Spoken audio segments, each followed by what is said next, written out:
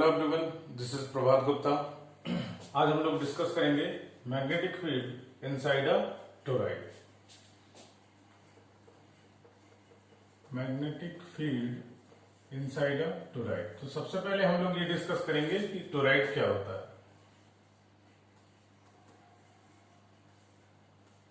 तो टोरॉइड होता है आपका एक स्ट्रेट सोलेनोइड को लीजिए, एक स्ट्रेट सोलेनोइड को लीजिए और उसे एक सर्कुलर फॉर्म में कन्वर्ट कर दीजिए, तो ये आपका टोरॉइड की फॉर्म ले लेगा। इसके अलावा आप क्या कर सकते हैं, आपके पास एक टायर है, ट्यूब है, उसके ऊपर है आप एक स्ट्रेट वायर रैप करते हुए चले जाइए, तो वो जो सर्कुलर शेप ले लेगा दैट विल बी टोरॉइड। तो toroid will be like this.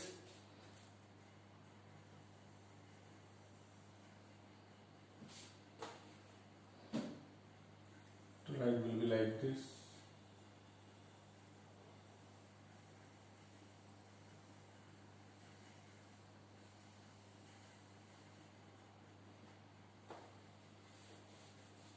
हम क्या कर सकते हैं, एक टायर और ट्यूब को इस तरह से ले सकते हैं और उसके ऊपर हम एक वायर ऐसे रैप कर देंगे। तो वायर को रैप करते हुए जा रहे हैं,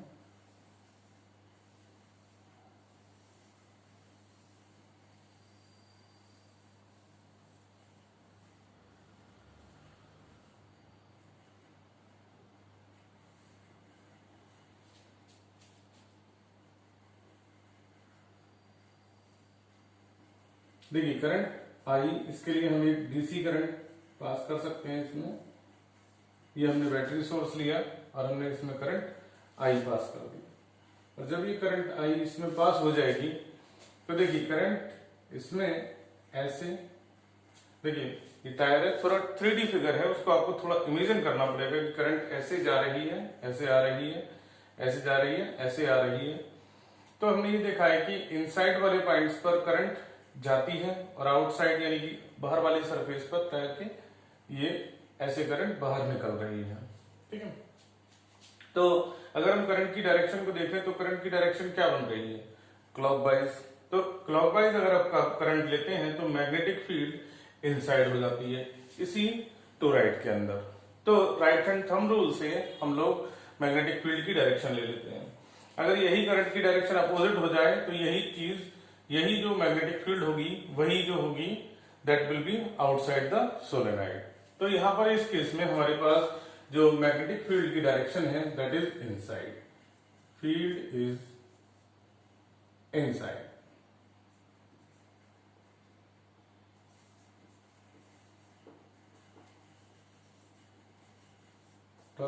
toroid according to right hand thumb rule. Okay, ये तो हमारी डायरेक्शन हो गई।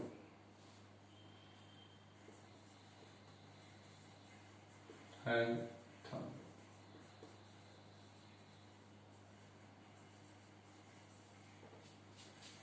नाउ अब हमें इसमें मैग्नेटिक फील्ड की वैल्यूज निकालनी है। तो मैग्नेटिक फील्ड की वैल्यूज निकालने के लिए हम यहां पर एम्पियर सर्किट लॉ को यूज करेंगे, एम्पियर्स लॉ को यूज करेंगे।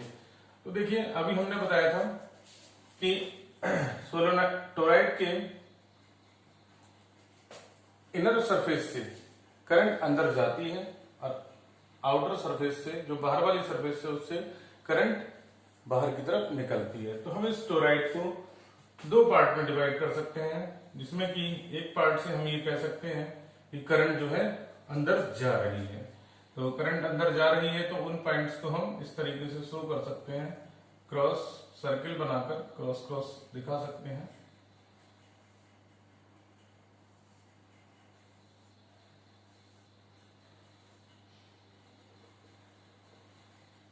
ये हमारे इनकमिंग करंट को शो कर रहा है कि करंट अंदर जा रही है।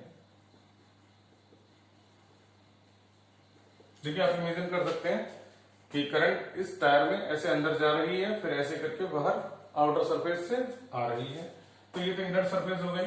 दूसरी सरफेस आप ले सकते हैं आउटर सरफेस, इसके चारों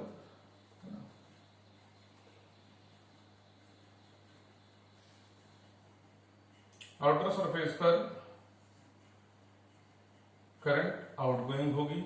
आउटगोइंग करंट के लिए सर्किल बनाकर डॉट लगाया जाता है।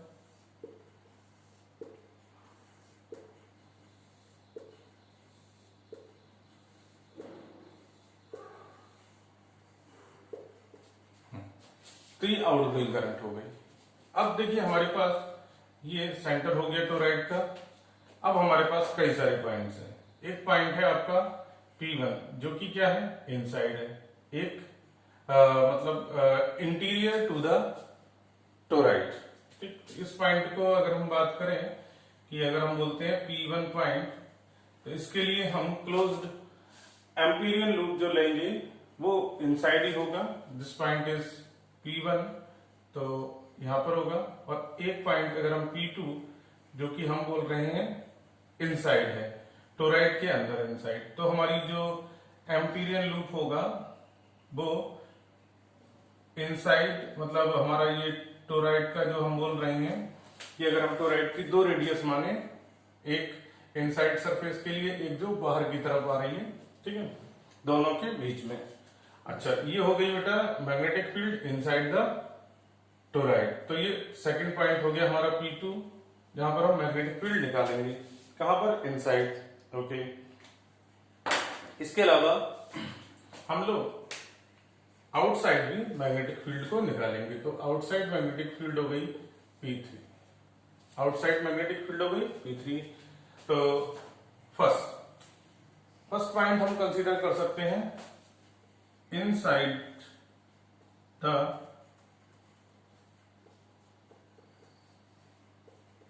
या इंटीरियर टू द लूप।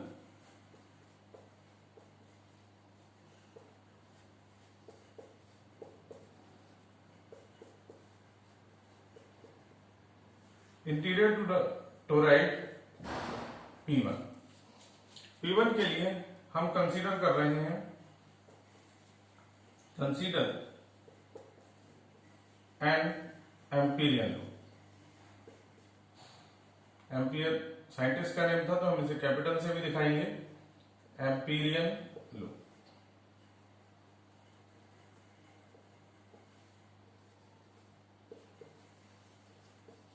तो इसकी रेडियस हम मान लेते हैं, इसकी रेडियस है R1।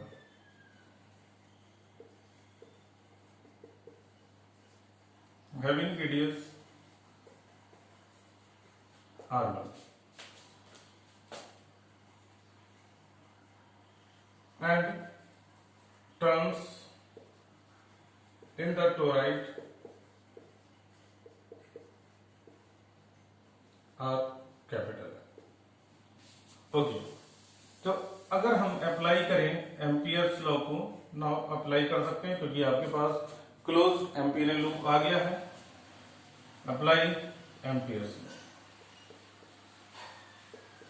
अगर हम एम्पियर्स लॉ को अप्लाई करें देन देखिए closed integral, first of all we will write the formula v dot dl is equal to mu naught times I।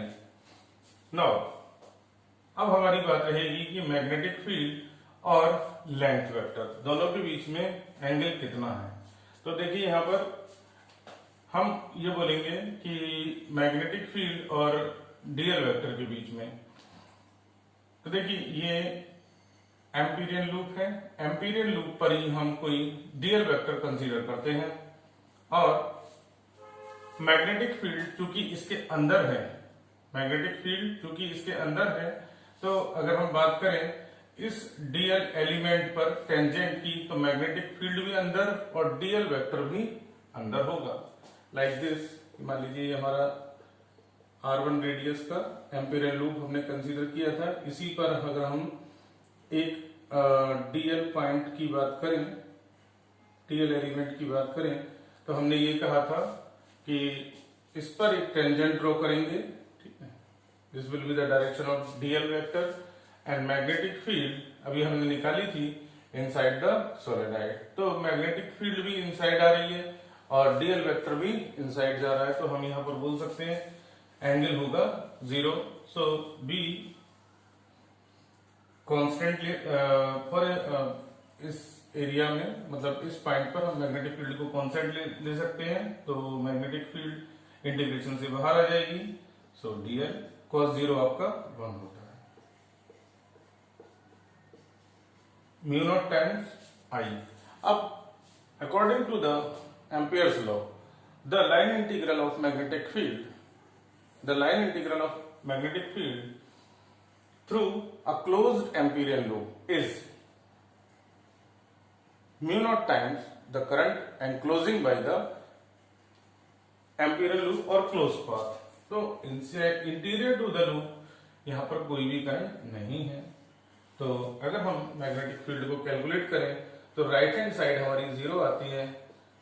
इस हिसाब से हमारी जो मैग्नेटिक फील्ड होगी इंटीरियर टू द लूप 0 होगी।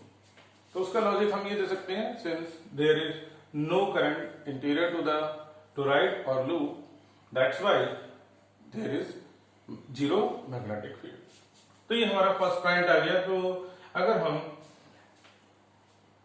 P1 पॉइंट, यानी कि अगर हम बात करें मैग्नेटिक फील्ड की टोराइड के इंटीरियर, तो नहीं होती फील्ड। ठीक, अब बात कर सकते हैं हम लोग किसकी, कि अगर हमारे पास मैग्नेटिक फील्ड निकालने के लिए कहा जा रहा है इनसाइड, तो इनसाइड के लिए सेकंड पॉइंट हमने कंसीडर किया है P2।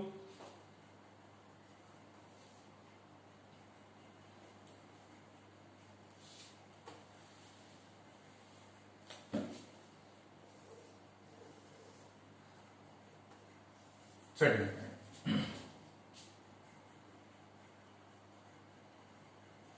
Magnetic field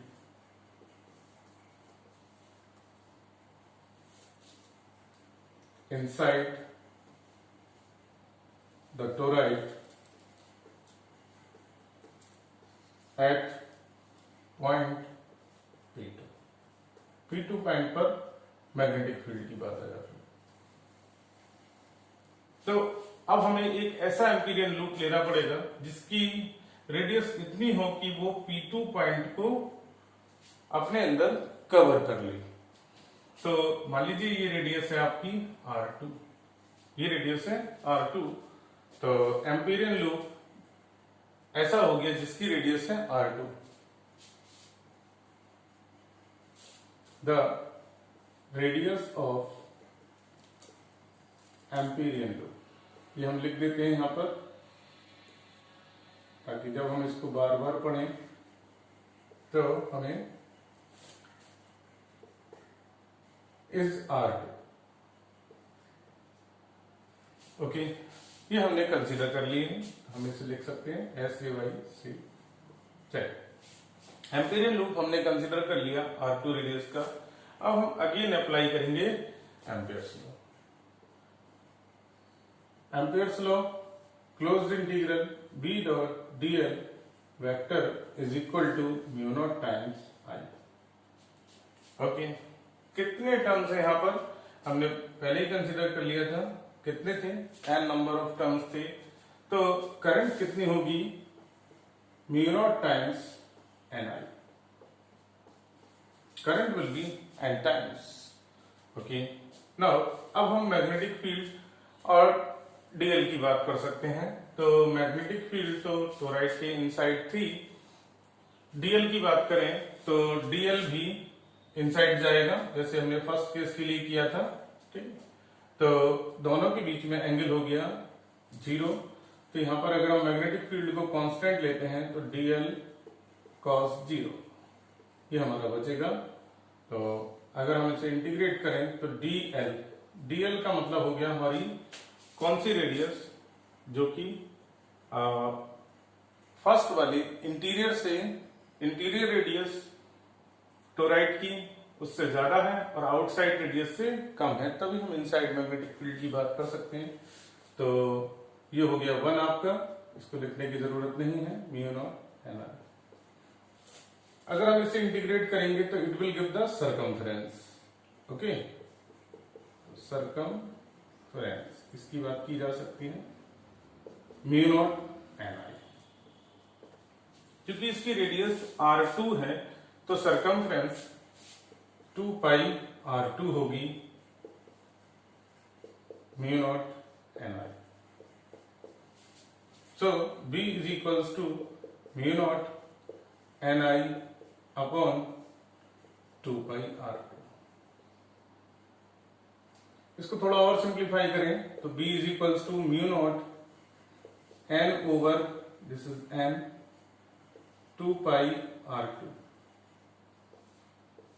into I.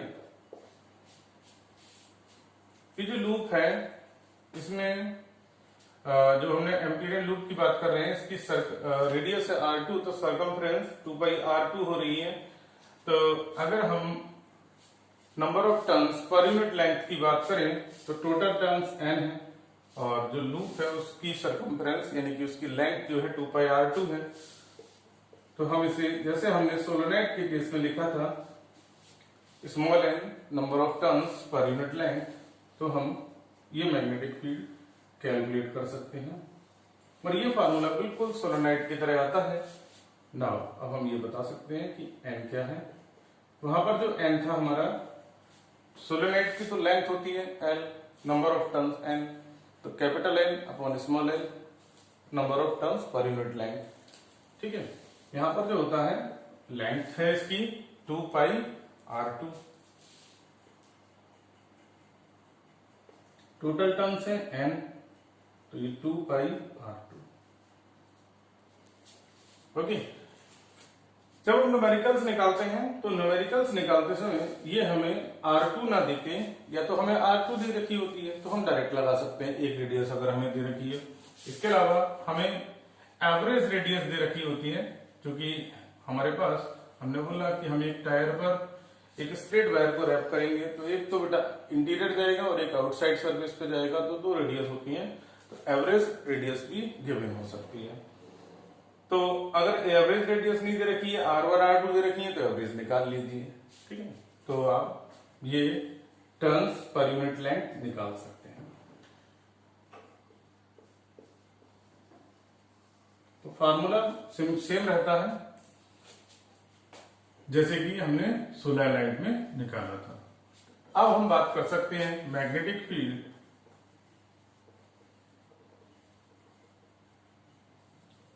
outside the toroid।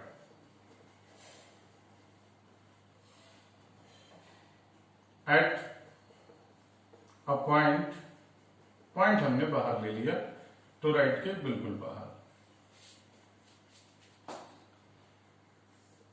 मान लीजिए वो रेडियस है r3, जिसमें कि हमारा एम्पीरियन लूप बनेगा।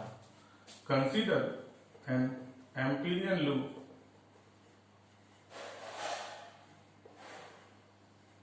having radius r3।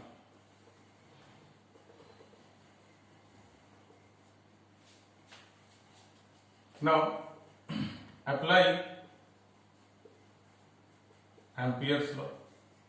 अगर हम एम्पियर्स लॉ को अप्लाई करें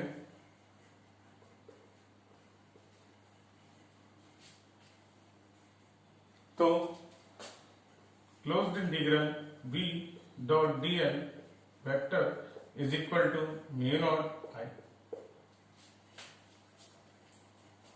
हमने ये बोला था कि आपके पास एक टोरॉइड कॉम्बिनेशन होता है ऐसे करंट कैरिंग वायर्स का, जिसमें कि मैग्नेटिक फील्ड एक बार इंटीरियर जा रही है, देखिए क्लॉकवाइज करंट जा रही थी, एक बार इंटीरियर, फिर आउटसाइड आउटवर्ड, फिर इनवर्ड, फिर आउटवर्ड। इस तरह से अगर हम ये लूप बाहर कंसीडर करते हैं तो हमारे पास जो टोटल करंट एनक्लोजिंग था एम्पीरियन लूप, ये रेडियस हमारी r3 हो गई। तो हमने बोला था यहां पर करंट आपकी इनकमिंग है और यहां पर आपकी आउटगोइंग थी। तो टोटल करंट हमारी कितनी बनेगी, तो total current enclosed by the Amperian loop having radius r3 is 0। तो टोटल करंट हमारी 0 बन रही है। चलिए तो इसको लगा देते हैं, तो राइट साइड हमारी अभी भी 0 आएगी, जो कि फर्स्ट केस में भी आ रही थी। तो mu naught times the current is 0। ठीक, तो यहां पर हम बात कर सकते हैं, अब इसको जितना भी निकाल लीजिए, b इंटू dl cos 0 1 हो गया। इसको सॉल्व करेंगे तो ये आपको सरकमफ्रेंस देगा थर्ड एम्पीरियन लूप की, जिसकी रेडियस है r3। तो यहां से अगर हम मैग्नेटिक फील्ड निकालें तो ये आ गई 0। तो ये आ गई बेटा मैग्नेटिक फील्ड B3। इसको अगर हम B2 पॉइंट के लिए बोलते हैं, तो मैंने यहां पर जो मैग्नेटिक फील्ड है उसे मैंने कैपिटल B से ही रिप्रेजेंट किया, B1 B2 B3 से रिप्रेजेंट नहीं किया, क्योंकि जो मैग्नेटिक फील्ड है वो सिर्फ और सिर्फ इनसाइड आती है, आउटसाइड में मैग्नेटिक फील्ड 0 है। तो यहां पर भी कुछ रीजन दिया जा सकता है। Total current is 0 because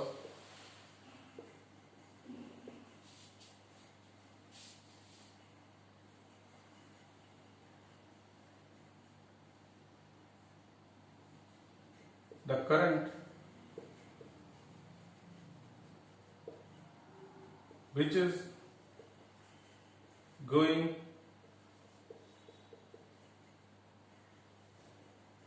inward is exactly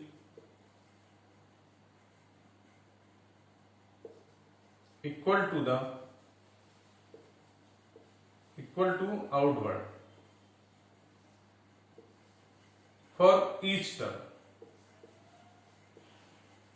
तो हर एक टर्म के लिए अगर हम बात करें करंट की, तो करंट एक बार इनवर्ड जा रही है और एक बार आउटवर्ड जा रही है, इसलिए टोटल करंट 0 होती है। I enclosed is equals to 0, यही वैल्यू हमने यहां पर लगाई है। तो चलिए, बात हो गई आपकी मैग्नेटिक फील्ड की। तो टोराइड के अंदर, टोराइड की इंटीरियर कोई अगर हम पॉइंट लें तो वहां पर मैग्नेटिक फील्ड 0 होती है। आउटसाइड लेते हैं टोराइड के आउटसाइड, तो भी हमारी फील्ड 0 होती है। इसका मतलब फील्ड हमारी टोराइड के अंदर ही है, एंड दैट इज बिल्कुल सिमिलर फार्मूला है जैसे कि हमने सोलेनोइड में लिया था, mu naught N I. And direction of the magnetic field is given by right hand thumb rule. तो हमने बताया था कि आपके पास ये क्लॉकवाइज डायरेक्शन में ऐसे करंट जा रही है, तो आपने ऐसे लिया, करंट की डायरेक्शन को ग्रिप में किया, ठीक है। तो जो थंब होगा दैट विल